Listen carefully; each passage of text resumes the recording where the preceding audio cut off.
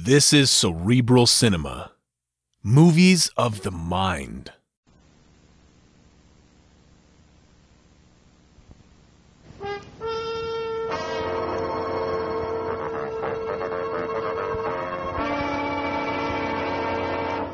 Kreml Hair Tonic and Kreml Shampoo present the new adventures of Sherlock Holmes, starring Nigel Bruce as Dr. Watson and Tom Conway as Sherlock Holmes.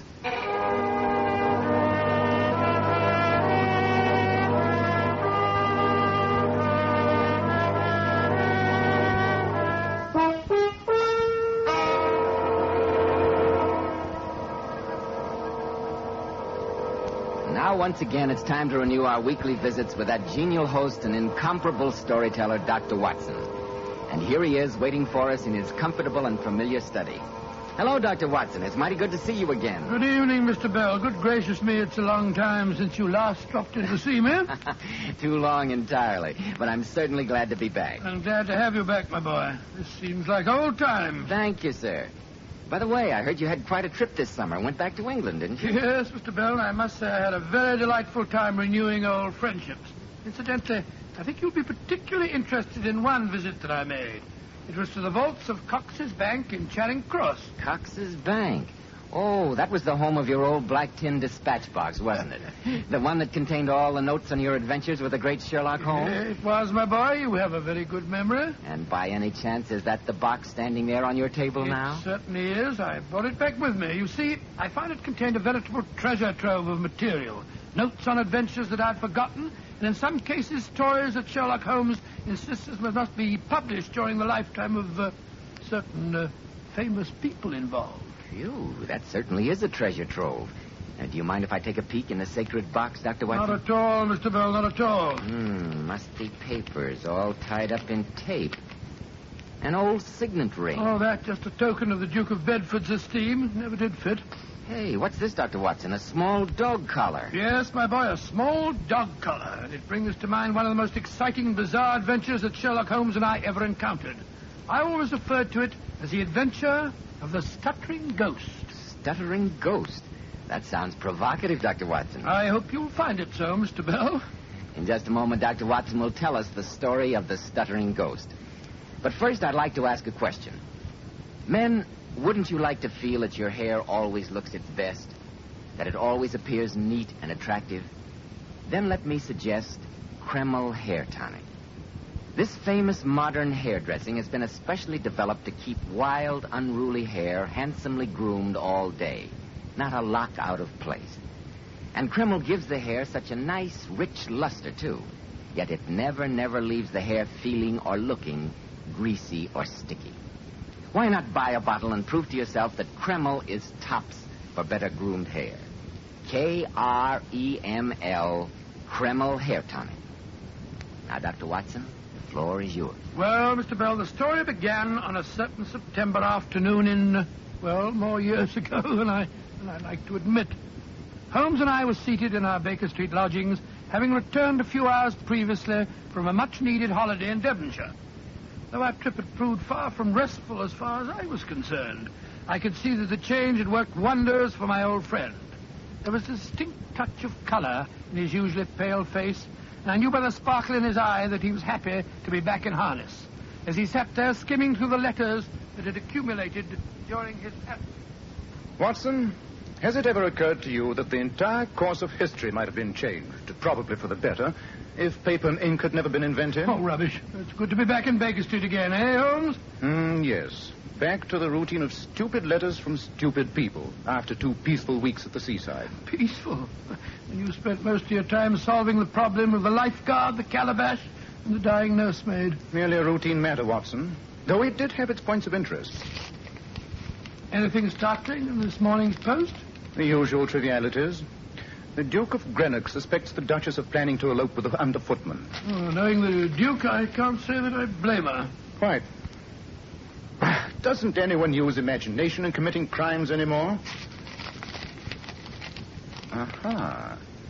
This looks more promising. Huh? What is it, Holmes? I shall present my problem to you at 3 o'clock tomorrow afternoon. It's almost 3 now, and the letter's dated yesterday. Doesn't sound particularly promising to me. Who's it from? It's simply signed Ferdinand. Awfully odd. Holmes, it might be royalty. Only reigning monarchs sign themselves to strangers simply by their first names. If you're referring to Ferdinand of Spain, he's dead, you know. Oh, you're pulling my leg. Still, I can't recall a Ferdinand on any current European throne. Nor can I. And yet there is a certain tone of royal peremptoriness in the phrasing. Where's the front doorbell? It's exactly 3 o'clock. That could be him now. Yes. While Mrs. Hudson answers the door, suppose we have another look at this note. Expensive paper. Written with a quill pen. And the presumably august scribe was unfortunate enough to get a smear of ink on the outer side of her right little finger. Why do you say her right little finger? It's a woman's writing. Oh, sorry. Come in. Yes, Mrs. Hudson? You have a visit to Mr. Holmes, and she's got a wee dog with her. She said you might be expecting her. Very well, Mrs. Hudson. Show her up, please. Yes, sir. A woman and a wee dog. And here we are waiting for royalty. Watson, I've sometimes observed a distinctly snobbish strain in you. Most regrettable in these democratic days. Democratic? I voted Conservative all my life. I always will vote Conservative. Oh, Mr. Sherlock Holmes, you dear, dear man. Oh, I've heard so much about you. Oh, I suppose you're wondering who I am. Naturally, madam. Sit down, won't you? May I introduce my friend, Dr. Watson? How do you do, How madam? do you do? I'm Mrs. Frampton. Mrs. James Frampton. That's the Buckinghamshire Framptons, you know. And I've traveled all the way up here with darling little Fuzzley. And he does hate trains, don't you, sweetheart? By the way, Mrs. Frampton, would you mind telling me why you signed your note, Ferdinand? Why, Mr. Holmes, whatever makes you think I wrote your note? Among other things, the slight trace of an ink stain on your right little finger. Oh, dear. It's so simple when you explain it, isn't it? Quite. Well, since you're so clever, I did write that note, but only because Ferdinand here asked me to. What? Yes, the darling dictated it all by himself. He said, and I wrote it all down for him. What a ball is that? Dog writing notes. Don't you think, Mrs. Frampton, that if your dog has any problems, a veterinary surgeon would be the logical person to consult? Oh, dear, now you've upset him. He's so terribly sensitive. Dr. Watson, I wonder if you'd mind taking him out for a little walk. Who, me? Yes. I'd much rather he was out of the way when I tell Mr. Holmes about him. He's so human, you know. I'm quite sure he understands every word I say. Oh, please, Dr. Watson. Oh, really, madam, I don't Come, think... Watson. Can't you see the little fellow's dying for some air? I think a little walk would do you both Oh, good. it's all well. Oh, very well. Come along, you little little fellow. Come on. And now, Mrs. Frampton, may I ask what has brought you to see me? Well, Mr. Holmes, 2 weeks ago, one of Ferdy's gold collars was stolen. And a week after that, he was sent back to me with a very strange note. You have the note with you? Yes, it's here in my purse. Put your hands up, Mr. Holmes. Well, That's right. do you mind pointing that revolver another way, Mrs. Frampton? I have no intention of pointing it another way. Furthermore, you'd be astonished at my skill in using it. Not at all. Oh? When a woman has the audacity to call on me with the outline of a revolver plainly visible through the side of her purse, I naturally assume she is able to use it. You knew I was armed, and yet you I didn't... regret to say that sometimes my curiosity overcomes my caution. And I was very curious as to the purpose of the ridiculous rules of the letter-writing dog. I still am. You'll very soon see. Go and sit in that upright chair by the desk there. Mr. Holmes, I assure you I won't hesitate to use this revolver. Go over to that chair. Very well. Sit down in it, with your back to me. That's it. I was admiring these handcuffs on your mantelpiece. They'll do very well to fasten you to the chair. Put your hands behind you. Thank you. What's the game, Mrs. Frampton? Daylight robbery? Yes. Or murder, if you don't help me. You realize that my friend is liable to come back at any moment? Oh, no, Mr. Holmes. That beastly dog was a deliberate device to separate you and your friend. A colleague of mine will see that Dr. Watson is taken care of as soon as he gets outside. And now, Mr. Holmes, I do hope you're not going to be too difficult.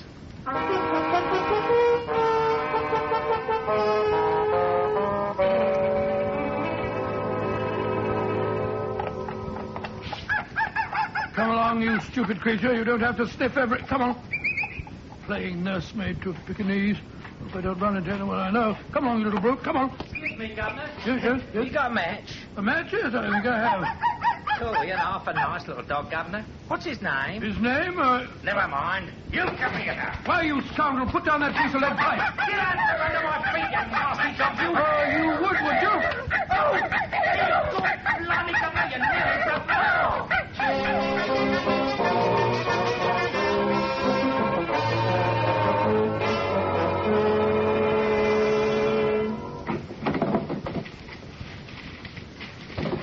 Madam, if you'll just tell me what you're looking for, I'll be delighted to tell you where to find it. There's no sense in messing all my files up.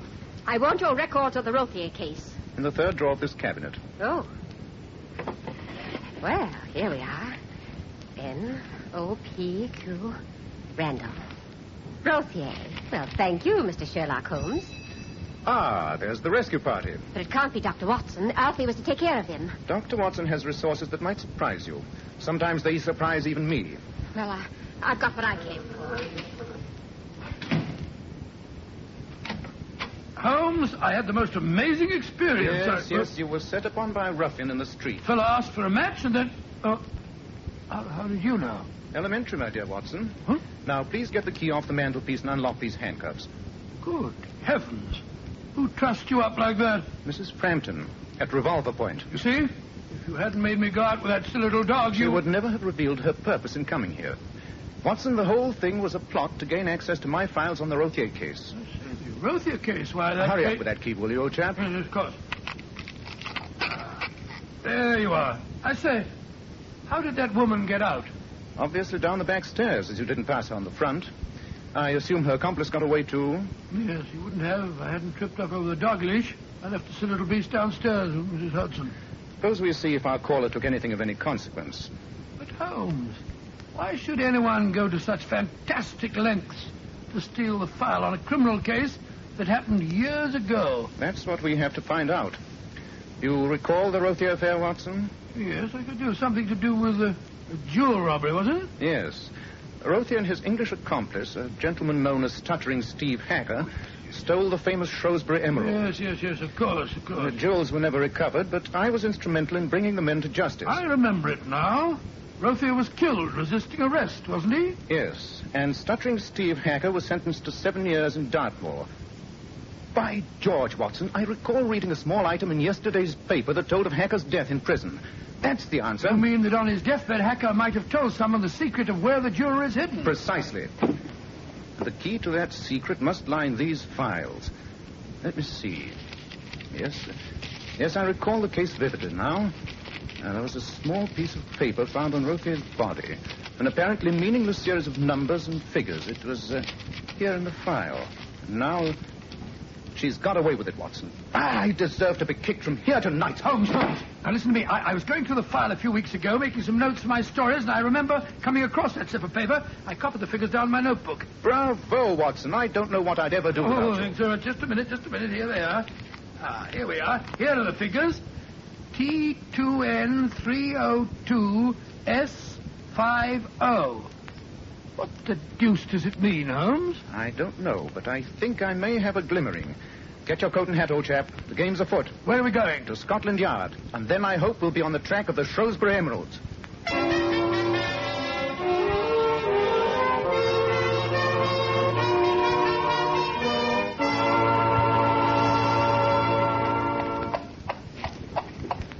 I say, Holmes, if you don't want to talk, you might at least tell me why we're driving about in this dreary part of London. I don't care for it at all, especially at dusk. Sorry, Watson. I was thinking. Inspector Lestrade has just informed me that he's unearthed a new clue in the case. Oh? It seems that when Rothier was hiding from the police, he worked for a time in this neighborhood. Oh, where? At a place known as Gaunt's Castle. It's somewhere here off the Mile End Road. Apparently it's a sort of museum, run by a certain eccentric man named Jezra Gaunt. Its main claim to distinction is that it contains a catacomb. Or, to be precise, several catacombs. Extraordinary thing. An ideal place to hide stolen jewels, I'd say. Catacombs? Here in London? Impossible. Not at all, Watson. But I thought they were vast underground tombs only found in Italy. Now, these are reputed to be reproductions of the early catacombs of Rome. Good gracious me. Apparently, Mr. Gaunt found these deep underground caverns some years ago. And their natural contours made it possible for him to convert them into a modern counterpart of the Italian ones. All right, cabby. This is the place. Righto, Governor. There you are. Keep the change. Thank you, Governor. Come on, get up. So this is Gaunt's castle. Frightening looking place. Like a prison. It's getting dark. Why can't we come back in the morning, Holmes? I think there's somebody watching us through the peephole in the door. Yes, there would be. Uh-huh. He's opening it. Good evening, gentlemen. You're late. I was just locking my museum up for the night. You're Mr. Jezra Gaunt? Yes, sir, at your service. My name is Sherlock Holmes, and this is my friend, Dr. Watson. How do you do, Mr. Gaunt? Mr. Holmes and Dr. Watson? Well, this is a great honor. Please step inside, gentlemen. I'll turn the gas up. There. I hope you'll find the castle, as I call it, interesting. Mr. Gaunt, time is vitally important. Some 3 years ago, you had a man working for you as a laborer. His name was Rothier. I can't recall any man of that name, Mr. Holmes. He was a Frenchman, Mr. Gaunt. Does that mean anything to you? Oh, I'm sorry, but in this part of London there are many foreigners, and many of them have worked for me. But, This man Rothier was a jewel thief. He's known to have hidden some very valuable emeralds, and it seems quite possible he may have hidden them here. Dear me. Stolen jewels in my catacombs, Mr. Holmes? Oh, no, I want you to give us your permission to deduct a detailed examination of your caves and to take some measurements. Yes, of course. What an extraordinary coincidence. Coincidence? Yes. A man and a woman were here a little while ago. I didn't pay much attention to them as they entered, but I happened to observe them later in the catacombs. They were taking measurements. By Jove, Holmes. Go on, Mr. Gaunt. When they saw I was watching them, they were very evasive and left after a few moments. Until you mentioned taking measurements, the whole incident seemed unimportant. It was far from unimportant, Mr. Gaunt. They're desperate. We must work fast. May we start our search at once? Well, of course, of course. I'll go and light the gas. Extraordinary business. Holmes, Mrs. Frampton, that accomplice who attacked me, must have come here straight from Baker Street. Yes, and they'll be back. Probably tonight. It's a race against time. Well, so far they apparently haven't succeeded in deciphering the code. And neither have we. Watson, it's a battle of wits. Oh, really? They won the first round. Let's hope we can win the second.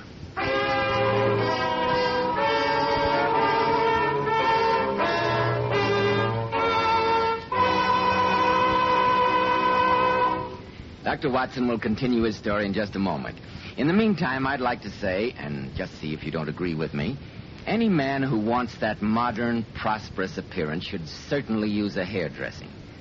And men, I'm right here to tell you I wouldn't use anything else but Kreml hair tonic. Do you know why? Because Kreml is one hair tonic I've been able to find that really keeps my hair well groomed. Every hair neatly in place. Yet it never has that greasy, plastered down look. Kreml always feels and smells so clean on your hair. In addition, Kreml does lots more than just keep hair looking handsome. It relieves itching of dry scalp. It removes dandruff flakes. Kreml actually helps condition the hair, in that it leaves it feeling so much softer, easier to manage. Why not ask for an application of Kreml at your barber shop? Buy a bottle at any drug counter. Just see how attractive looking it keeps your hair. That's right. It's spelled Kreml. Kreml Hair Tonic.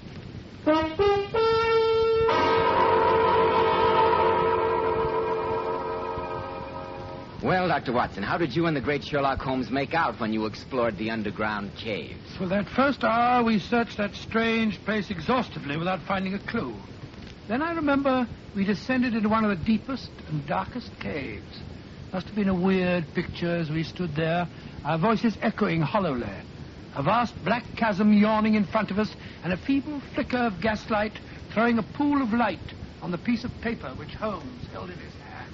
Watson, I'm certain the figures on this paper are the clue to the missing emeralds. But why can't I get the code? T2, N3, O2, S50. They might be pacing directions. Obviously, but beginning where? I don't know, but 2N could be 2 places north. Still, how about T and O? The T being the first letter is presumably the starting point. But what does it stand for? But, of course. Here's the answer. Look here on the wall. You mean that colored tablet? Yes. It's a common early Christian symbol known as St. Anthony's cross. And it's also the Greek letter T. This is our starting point. T is the first letter in this code. Then comes 2N. Let's try it. 2 paces north. So. Then comes the letter O. It could mean 0. Yes, it could, old chap, or it might be... No, I had it. Remember that Rothier was a Frenchman. What's that got to do with it? The French word for west is ouest, spelled O-U-E-S-T. French compasses have an O where ours have the W. 2 faces north, 3 O, 3 faces west. See if Gaunt will lend us a spade, Watson, dear chap, will you? We're getting warm. We're getting decidedly warm.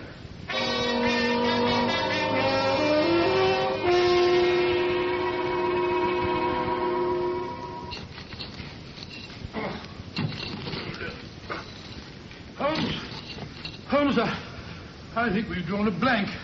So do I. Yet the code is a logical one.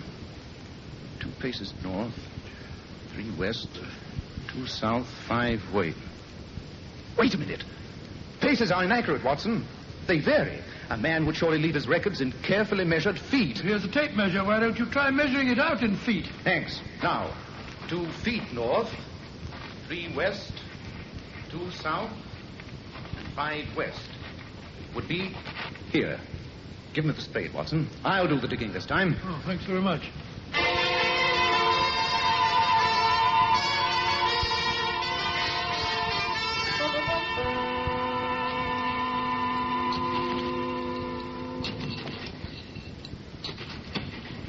Holmes, if you dig any deeper, you'll come out in Australia.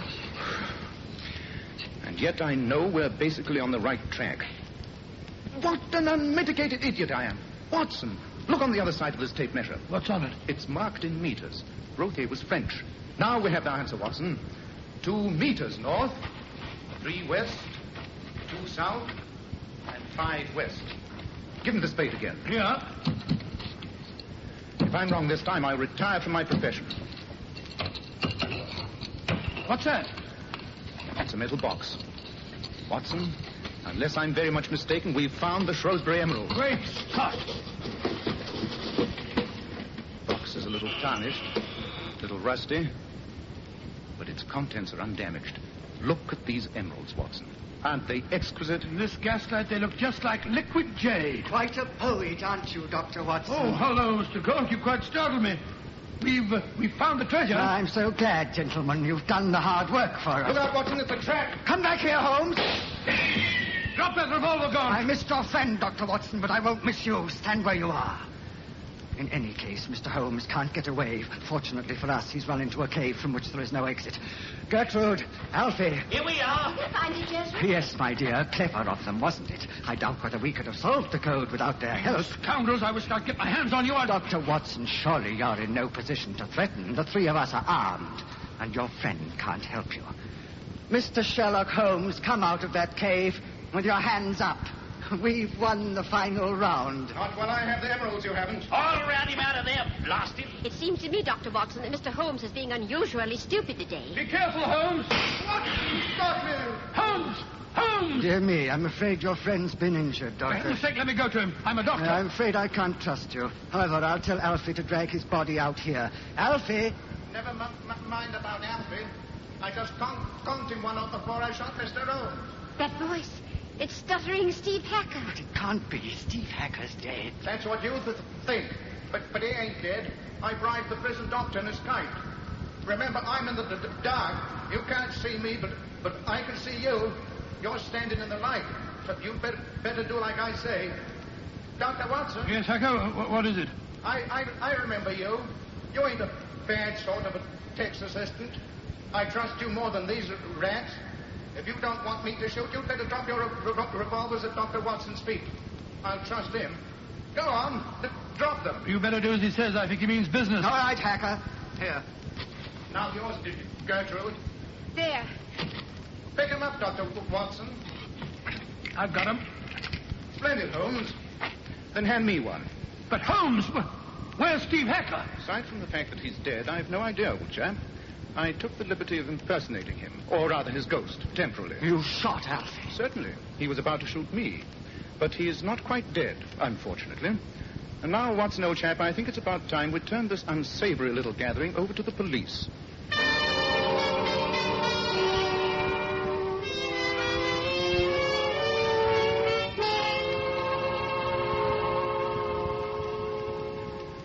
Watson, it's rather pleasant to be back in Baker Street. It's been a tiring day. You know, Holmes, the way you imitated Stuttering Steve Hacker was amazing. Oh, thanks awfully, old Oh, chap. not at all. You had them completely fooled. Of course, I saw the whole thing immediately. Oh, of course. You're very clever, though. You shot Alfie and then faked your own wounded groans. Yes. Whatever. It was remarkably effective. And Alfie's subsequent confession confirmed my suspicions.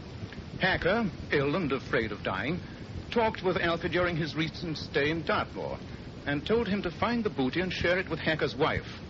But Alfie, as soon as he was released from prison and thinking Hacker dead, decided to get it all for himself and his accomplices.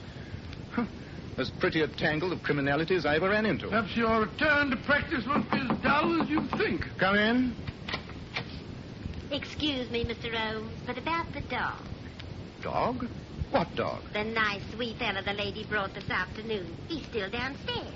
I gave him a bath and a nice big beef bone. Now, what do you want me to do with it? An intriguing problem. Let me see now. He's been cooped up a long time. Oh, here it comes.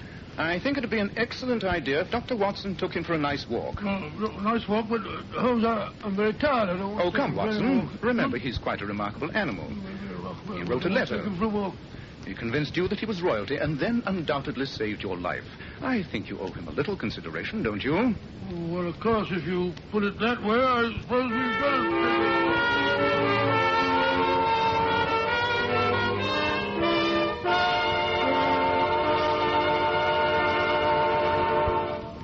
And that's how you acquired this little dog collar, eh, Dr. That's right, Mr. Bell. I had that wretched little animal on my hands till it died of old age. I got quite fond of it, as a matter of fact. I see. And what story are you going to tell us next week, Dr. Watson? Well, now, next week, I think I'll tell you a story I call The Adventure of Black Angus. I always think it was one of the most gruesome and macabre experiences that Sherlock Holmes and I ever encountered.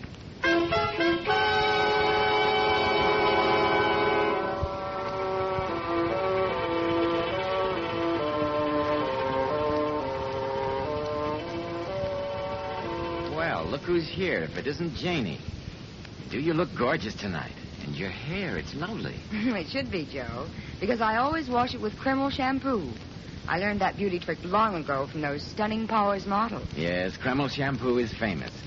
It leaves hair sparkling for days with natural glossy highlights. What's more, Kreml shampoo is a hard water shampoo. It whips up just gobs of lather in every type of water. Its fine, rich foam penetrates right to the scalp and removes all loose dandruff as well as the dirt. Why, it even has a beneficial oil base, which helps keep hair from becoming dry. We're all using Kreml shampoo at our house. I'd suggest you take a tip from my wife and buy the large family size.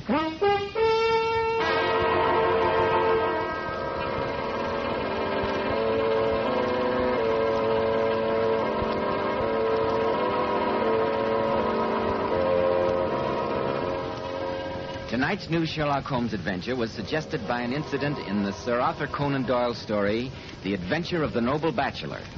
Nigel Bruce appeared by permission of California Pictures, and Tom Conway through the courtesy of Eagle Lion Pictures. This is Joseph Bell speaking for Kreml Hair Tonic and Kreml Shampoo, and inviting you to be with us next week at this same time when Dr. Watson will tell us the adventure of Black Angus.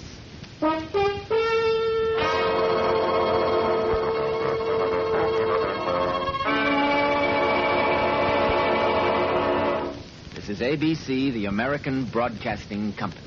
The two episodes you've just heard, The Manor House Case starring Basil Rathbone and Nigel Bruce, and The Stuttering Ghost starring Tom Conway and Nigel Bruce, are a 1989 copyrighted production of 221A Baker Street Associates. The Sherlock Holmes stories and the characters of Sherlock Holmes and Dr. John H. Watson were created by Sir Arthur Conan Doyle and are used with the kind permission of Dame Jean Conan Doyle. This is Harry Bartell. Won't you join me on another cassette when I return to the Victorian era and interview Inspector Lestrade? Until then, thank you for listening.